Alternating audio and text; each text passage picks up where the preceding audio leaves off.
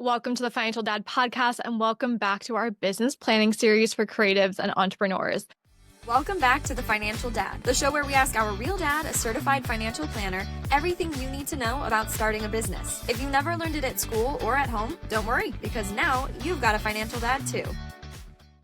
Last week, you joined us to learn all about what is a business plan. You learned about our fictional coffee shop, the Brew Zone, and today we're going into vision and mission. Make sure that you subscribe so that you are updated on all these new videos as they come out weekly. Okay, Dad, when it comes to mission and vision and mission, I tend to get them mixed up in my head, and not just because they sound very similar, but I feel like in my head they kind of bleed together. It's obviously like the purpose for your business, right?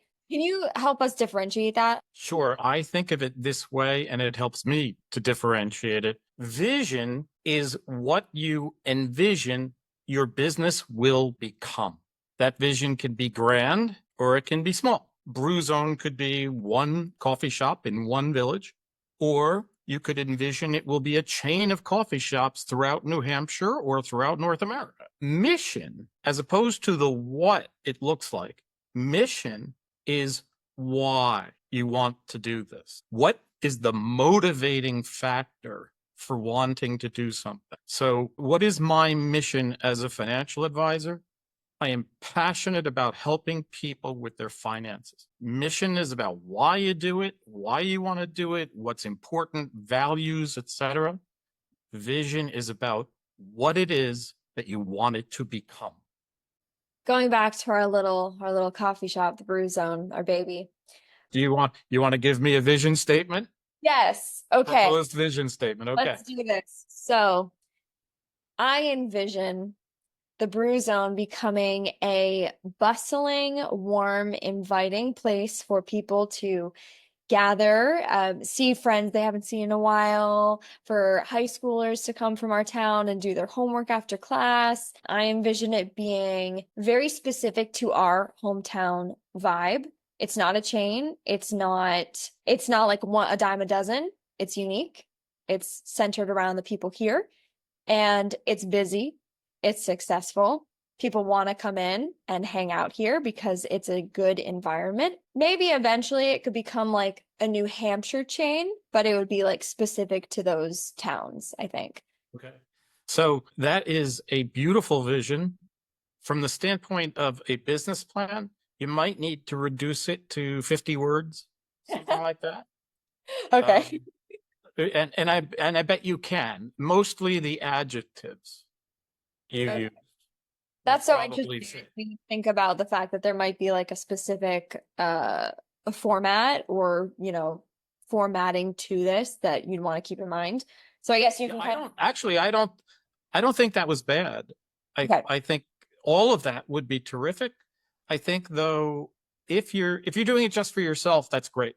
Okay. If you're doing it for third parties, they're probably going to want something that's a little more bottom line than that. Okay, so bottom line. Yeah, do you mean in the context of if you were to explain this business to someone? So say I go to some investors, I need some money. I have no money to start Brew Zone. So if I'm going to the investors, I say Brew Zone is a small town coffee shop with warm and inviting vibes. I don't know if I'd use the word vibes. That is warm and inviting. Yeah. Okay, so I'm even being wordy. So you're saying like more succinct than that, where it displays a message, but like tightly? Yeah. So for example, where people feel comfortable to congregate or to hang out or, just make it a little shorter. Because I think Hallie gave something that was 2 to 3 paragraphs and I would bet 150 words maybe. So, just something more succinct that captures this. This is where your writing comes in, Hallie, right? Mm-hmm. How would you capture most of what you said in 1/3 the number of words? Concise and condensed. Okay, so you're trying to create a vision, a clear vision in a very concise way to get it across to the people who will help you build this monetarily. Yes. Okay, that's helpful. So, I think honestly, for a business like what we're talking about, you could probably leave that as is, and it would be maybe even better from a local bank standpoint, for example. like an SBA loan or something like that. Uh, if you were going to individual investors, I think it would be a little too long and wordy. Okay, good to know. So it depends on who you're marketing to, I think. A great vision, by the way. You're very clear on your vision. Thanks. We have Brewzone down to a T. Now, I'm curious with the mission because as we're having this conversation, I'm thinking to myself, oh, the mission is more of the story behind why you're doing what you're doing. Would you agree with that, or it's not so personal always? I don't know if it's a story so much as a statement of fact. In other words, a story would have to involve background and explanation, so to speak, right? So, for example, I've lived in this town for 30 years and I love the people. And I decided after many conversations that they would love to have a local place to get together. So, my motivation to do this is to create a place for people to come together, enjoy a warm cup of coffee or a pastry, be able to work. That last sentence is the mission. Everything that came before it was just background to the mission. Our passion is bringing people together, helping them spend time together, enjoy warm drinks. New Hampshire's a little cold in the winter. Enjoy warm drinks and good conversation.